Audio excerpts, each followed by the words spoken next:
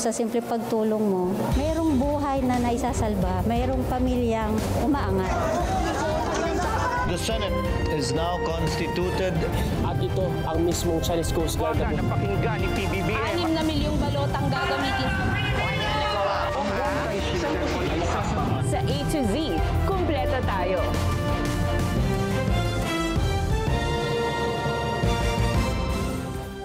Luzon, Visayas, Mindanao at buong mundo. Ngayon ay Biyernes, September 19, 2025. Ako si Barbie Mulak at ito ang balitang A to Z.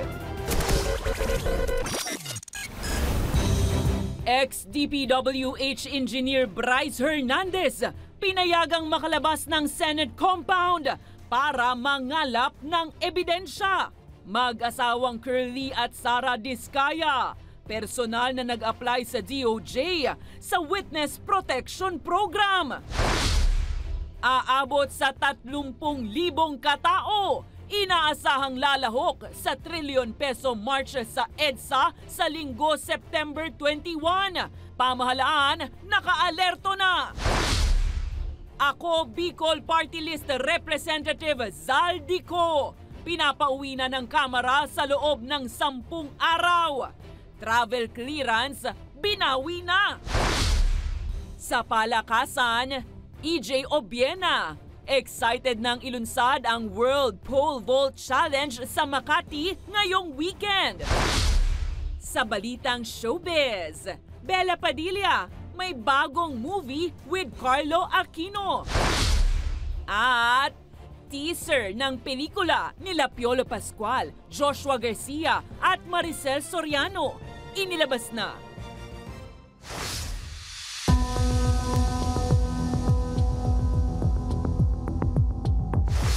Magandang gabi, pambungad sa ating newscast. Isinuko ni ex-DPWH Engineer Bryce Hernandez ang isa sa kanyang mga luxury cars sa kanyang pagharap sa Independent Commission on Infrastructure. Ayon kay Hernandez, pagpapakita ito na in good faith ang kanyang mga testimonya.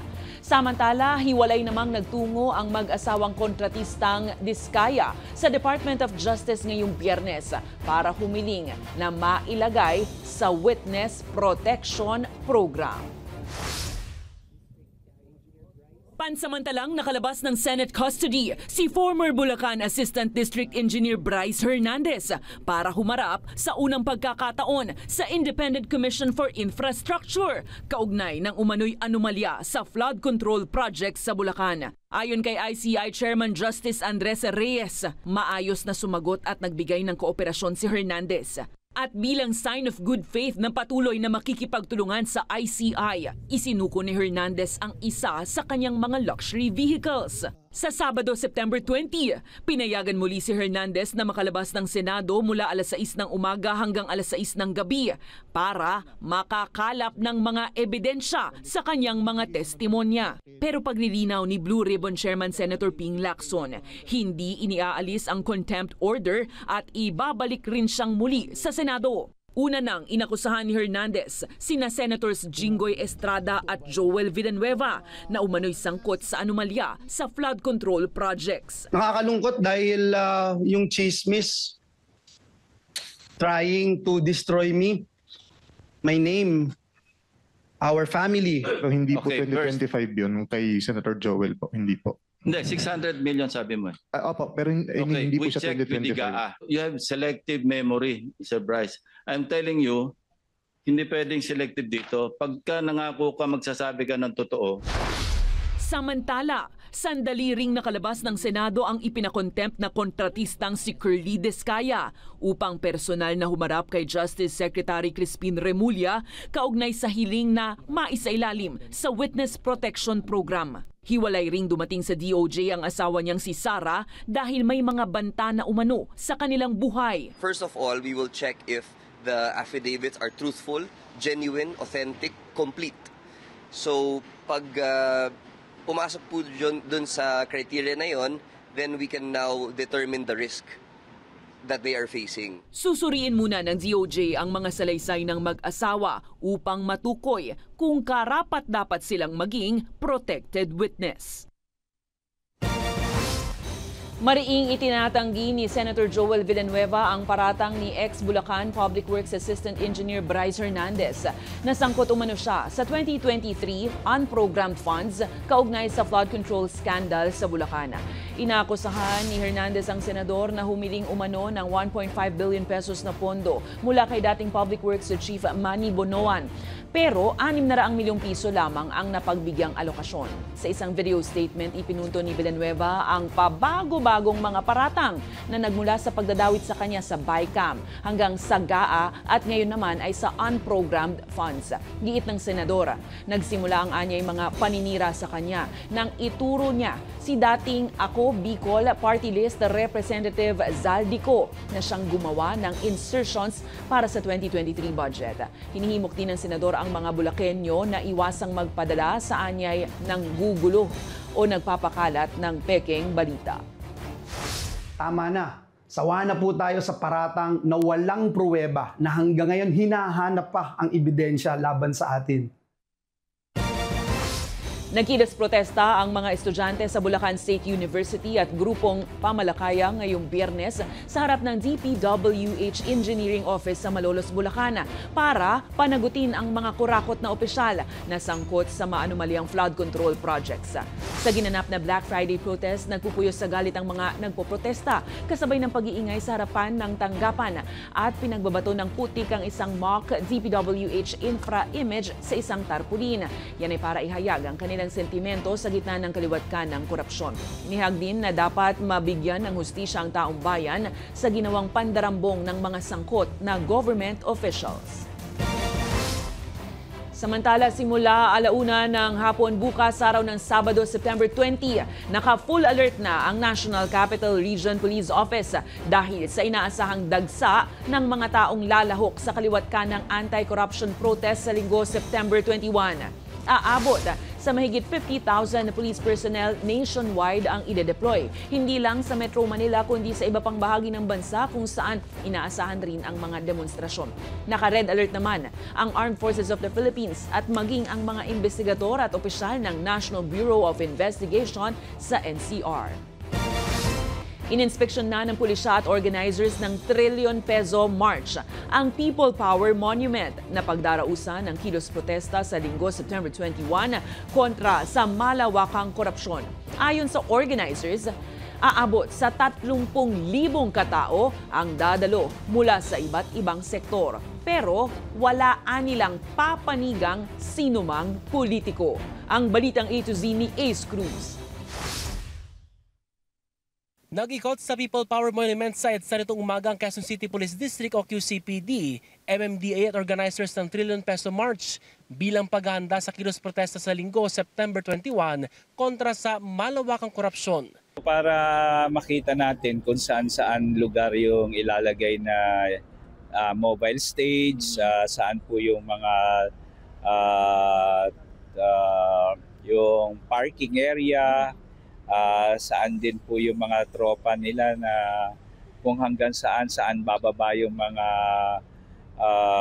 pupunta by Sunday. Nasa 1,200 na pulis ang i-deploy ng QCPD sa bahagi ng People's Monument bukod pa sa contingency personnel. Maximum tolerance nila ang ipatutupad sa kanilang hanay. Aabot sa inaasahang 30,000 na tao ang pupunta dito sa People's Monument sa Linggo para kundinahin ang malawakang korupsyon sa ating bansa. Paalala pa ng organizer sa mga pupunta, magsuot ng kulay itim at ang pinakamahalaga, merong puting laso o white ribbon, tanda ng kalinisan at walang kulay sa politika. Kabilang sa mga lalahok ay mula sa iba't ibang sectoral groups at simbahang katolika. Ayon kay Tindig Pilipinas Convener at Trillion Peso March spokesperson Kiko D, welcome ang lahat na dumalo sa kilos protesta. Makilahok kayo kung ang panawagan nyo ay pananagutan, kung ang target nyo ay si Marcos, game na game yan. Kung target nyo si Duterte, game na game yan. Pero ang bawal, kung meron kayong sinasantong politiko.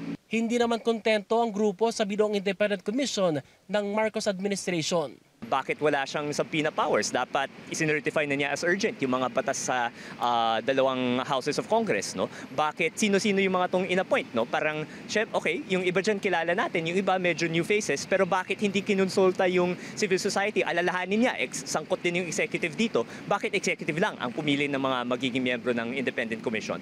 Bukod sa People's Monument, may kilos protesta rin sa Luneta na lalahukan ng mga estudyante at mga progresibong grupo na nananawagan din sa pagpapanagot sa mga nasa likod na anomalya sa government projects. Para sa Balitang A to Z, Ace Cruz. Umaasa si Vice President Sara Duterte na magiging daan ang nakatakdang trilyon peso march sa linggo para mapakinggan ng gobyerno ang panawagan ng taong bayan. Ayon kay Vice President Sara, hindi niya alam kung makatutulong ang rally sa EDSA at iba pang lugar sa Kamaynilaan, pero umaasa siyang makatutulong ito para makinig ang Marcos Jr. government. Sa hiwalay naman na pahayag, sinabi ni Pangulong Ferdinand Marcos Jr. na maaari rin siyang nasa lansangan kasama ng mga nagpoprotesta laban sa anomalya sa flood control projects kung hindi siya ang nakaupong Pangulo. Nasahang aabot sa 30,000 katao mula sa iba't ibang sektor ang sasama sa rally, nasasabay naman sa anibersaryo ng pagdeklara ng martial law ng yumaong diktador na si Marcos Sr.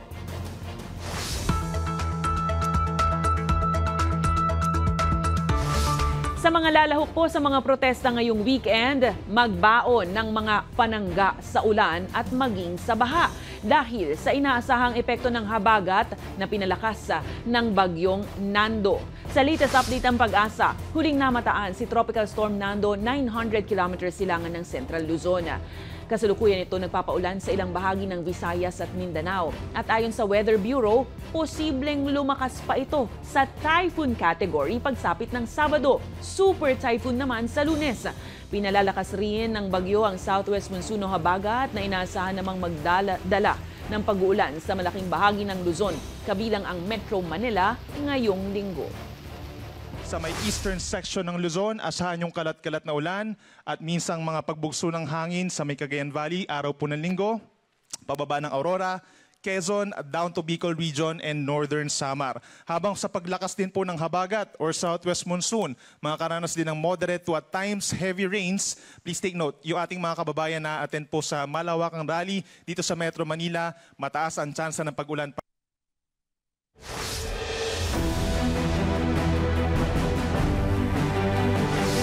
Inihayag ni Pangulong Ferdinand Marcos Jr. na magpapatuloy ang tapat na serbisyo ng kanyang administrasyon sa kabila ng mga kontrobersiya at hamon na kanyang kinakaharap. Sa gitna yan ng kanyang talumpati umaga ng Biyernes kung saan pinangunahan ni PBBM ang pamamahagi ng pinansyal na tulong at mga titulo ng lupa sa San Fernando, Pampanga. Higit 500 land patents ang ipinagkaloob ng Environment Department sa mga benepisaryo mula Region 1, 2, 3, Calabarzon, NCR at Cordillera. Kasabay nito, namahagi ang DSWD ng tig sa 10,000 piso na ayuda sa halos 3,000 Pampanggenyo. Mula San Fernando, tumulak naman ang Pangulo sa bayan ng Guagua para pasinayaan ang Rice Processing System 2 sa Barangay Pulong Masle. Higit 30,000 magsasaka ang nasang makikinabang sa bagong pasilidad na may multi-stage rice mill na naglilinis, nagsusuri at nag-iimpake ng mga bigas. Mga kababayan, sa kabila ng mga hamon na kinakaharap ng bansa, nananatiling nakatuon ang pamahalaan sa aming mandato at tungkulin na maglingkod na tapat.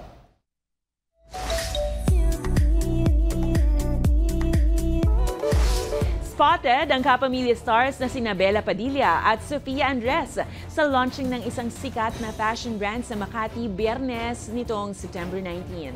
Very classy chic ang OOTD aurahan ng kapamilya stars sa naturang event.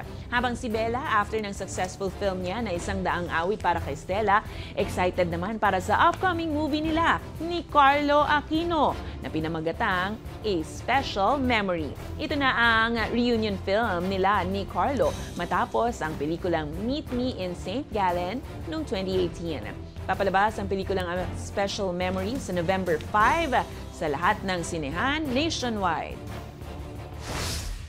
Last 2 shooting days namin ng A Special Memory. I'm doing this with Carlo Aquino, and this is written by Sir Ricky Lee and directed by Direk Jerry Lopez Seneneng. So that's coming out November 5, malapit na rin. So patapos na kami, mas masakit pa to. So yeah. Susunod, Zaldico. Pinapauwi na ng Kamara sa loob ng 10 araw. Travel clearance, binawi na ni Speaker D. At sa palakasan, EJ Obiena, excited nang ilunsad ang World Pole Vault Challenge sa Makati ngayong weekend. Abangan ang kumpletong ulat sa pagbabalik ng Balitang A to Z.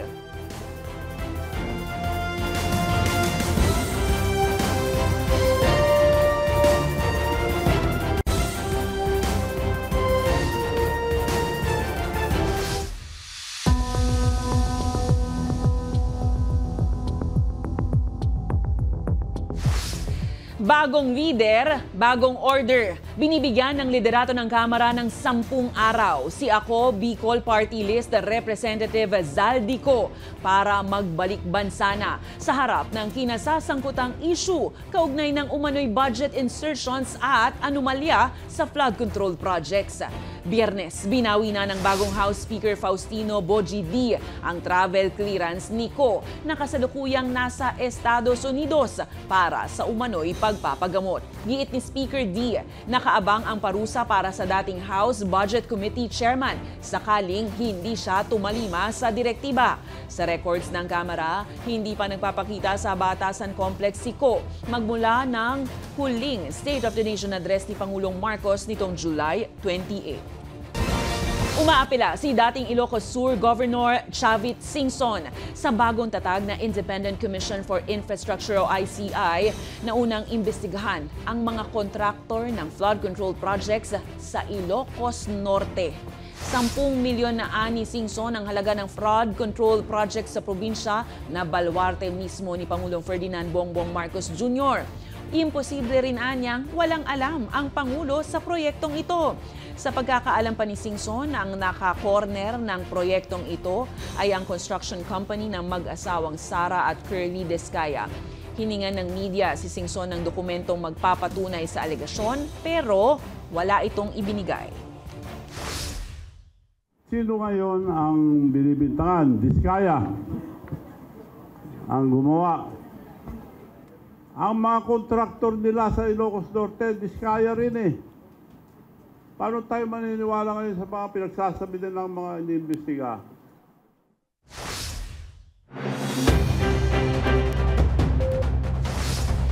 Mga ka-A to Z, gift-giving season na nga. Pero gaano kayo katiyak na safe ang binibilhan yung online platform para sa mga panregalo? Kasabay kasi ng paglakas ng e-commerce sa bansa ay ang pagdagsa rin ng kaliwatkanang online fraud o scam.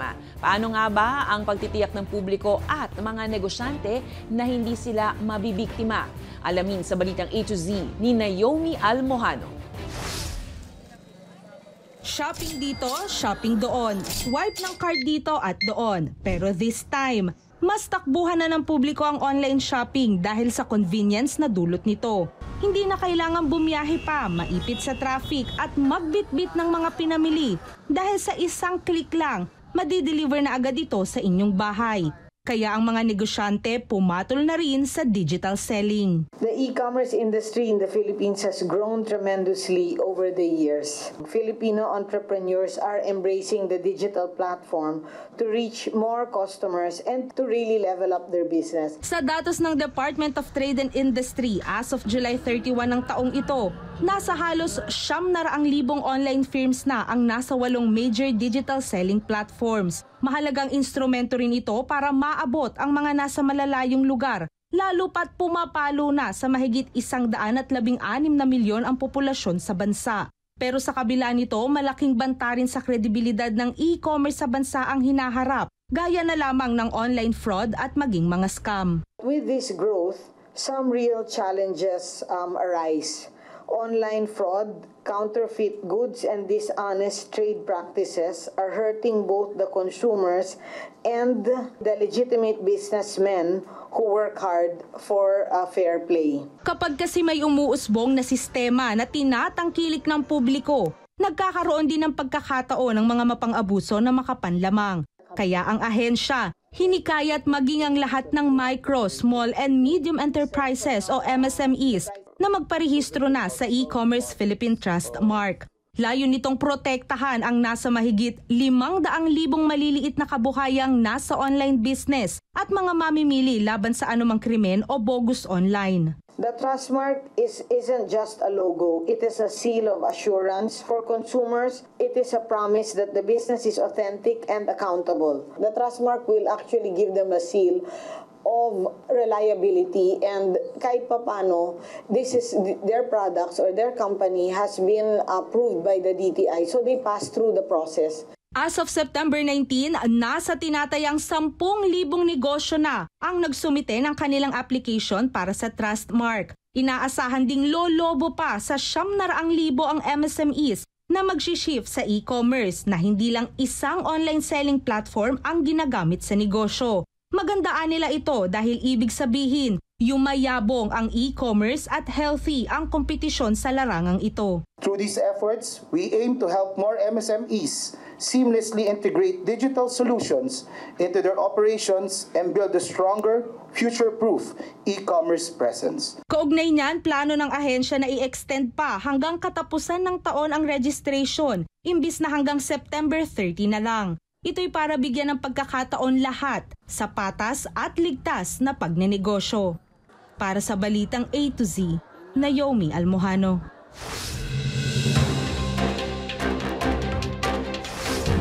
Nilimitahan ng Bangko Sentral ng Pilipinas sa 500,000 pesos ang maaaring i-withdraw para maiwasan ang money laundering. Ayon sa BSP, oras na lumagpas sa itinakdang withdrawal amount, kailangan na umanong magsumite muna ng kaukulang dokumento. Nilinaw naman ng BSP na maaari pa rin magpatupad ang mga bangko ng AMS o mas mababang cash transaction.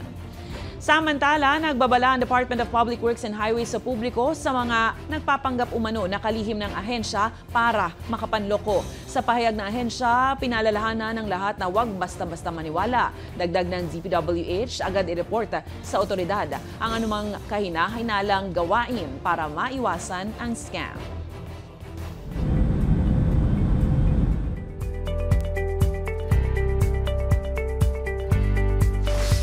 Daan-daang libong katao ang lumahok sa malawakang protesta sa France laban sa nakatakdang budget cuts ng pamahalaan. Kabilang sa mga nagwelga ang mga guro, train drivers, pharmacist at hospital staff at mga estudyante. Hiling ng mga ralista ang mas malaking pondo para sa serbisyong publiko, mas mataas na buwis para sa mayayaman at pagbabalik ng pension age sa dating kondisyon. Nagpakawala naman ng tear gas ang pulisya at nagkaroon ng saglit na sagupaan. Umabot na sa higit 140 ang inaresto ayon sa Interior Ministry, habang nasa 8,000 pulis ang ipinakalat sa buong bansa para sa seguridad.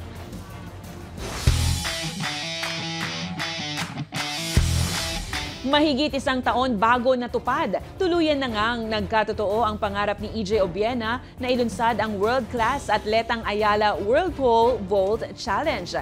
Sa Ayala Triangle Gardens po yan ngayong Sabado at Linggo, September 20 at 21. Sa Sabak, ang world number 7 na si Obiena laban sa 8 pang top 30 elite vaulters. Kabilang na ang world number 5 na si Ersu Sasma ng Turkey at number 6 Menno Vloen ng Netherlands. Ayon kay Obiena, higit sa sarili, nais niyang maibigay sa mga Pilipino ang pagkakataong masilayan ang isang world-class competition na gaganapin dito mismo sa bansa. Bahagi rin ng 2 araw na palaro ang National Pole Vault Competition para sa mga bagong talento. Good luck and congrats, EJ!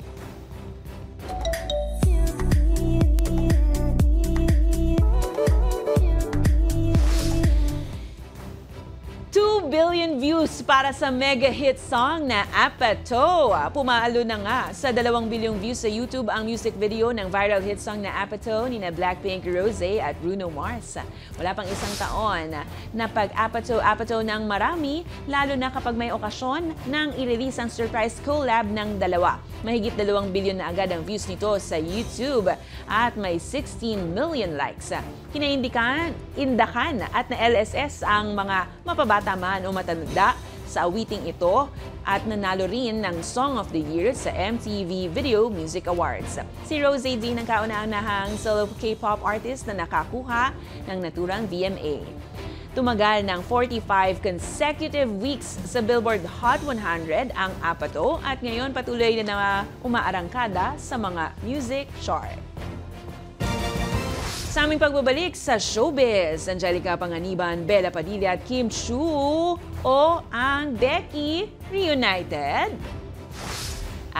Teaser ng pelikulang Meet, Greet and Bye with Piolo Pascual, Joshua Garcia at Maricel Soriano. Inilabas na. Manatiling nakatutok, kayo ay nanonood ng Balitang A to Z.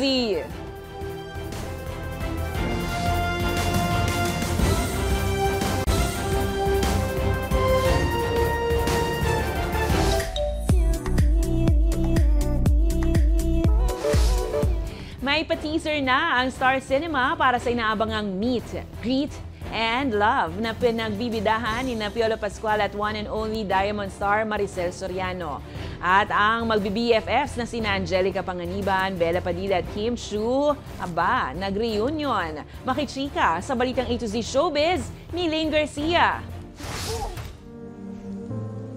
Gusto ko lang naman kung masaya sa mga huling araw ko. Masama ba yun? Can you imagine na ang super naglalakihang stars at veterana sa Philippine showbiz industry magsasama? I bet you don't wanna miss it! Dahil ipinasilip na ng Star Cinema ang teaser ng pelikulang magpapaantig sa puso at damdamin ng bawat pamilyang Pilipino. Meet, Greet and Bye mula sa blockbuster director na si Cathy Garcia Sampana. Pagbibidahan ito ni Piolo Pascual at Diamond Star, the one and only Maricel Soriano. Tampok rin sa pelikula sina Bel Mariano, J.K. Labajo at Joshua Garcia. Madamdamin ang mga tagpo at mga eksenang puno ng emosyon. Mapapanood sa naturang teaser ang isang graduation ceremony ni Belle. At sa gitna ng pagmamarcha on stage, biglang mawawala ng malay si Maricel na gumaganap bilang ina nito. Habang madamdamin din ang pag-uusap ng isang pamilya kung saan nais nilang ipagamot ang may sakit na ina. Ang cancer's back. Ba't yung sinabi, ma? Para ano pa? Malala na. Ayoko nang magsuka. Ayoko nang makalpo. Layo ng pelikula na maipakilala sa buong mundo kung ano ang pamilyang Pilipino. Nakatakdang ipalabas ang Meet, Greet and Bye sa November 12. That's so selfish, ma. Ako ang mamamatay. Pero kami ang may iwan. Then it's a time. Ang Becky reunited. All smiles ang BFF na sina Angelica Panganiban, Bella Padilla at Kim Chiu o mas kilala sa tawag na ang Becky. Sa Instagram, ibinahagi ni Kim ang video snaps na muli silang nakumpletong magkakaibigan sa isang event kung saan magkakasama silang nanood ng block screening ng pelikula ni Bella na 100 awit para kay Stella. Ayon pa kay Kim, madalang lang silang magkita at makumpleto dahil sa kanilang busy schedule. Kitang-kita naman ang pagka-miss ng girls sa isa't isa. Ang Becky forever! Para sa Balitang A to Z Showbiz, Lane Garcia. Kung kayo ay may kwentong kakaiba, mga kwento ng pag-ibig o storya ng inspirasyon at pag-asa, maaari itong ibahagi. Sumali sa ating Facebook group na Balitang A to Z. Panoorin ang replay ng ating programa at sundan ang ating social media pages, hanapin ang Balitang A to Z. Ang ating pabaong quote of the night ngayong Biyernes ay mula sa political consultant at strategist na si Peter Then.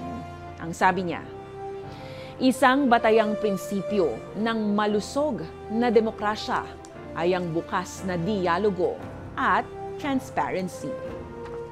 At yan po ang mga balita at impormasyon, mga kwentong may dalang inspirasyon na tinutukan ng Balitang A to Z. Ako po si Barbie Mulak. Maging maalam, makialam. Magandang gabi sa iyo, Pilipinas. Happy weekend!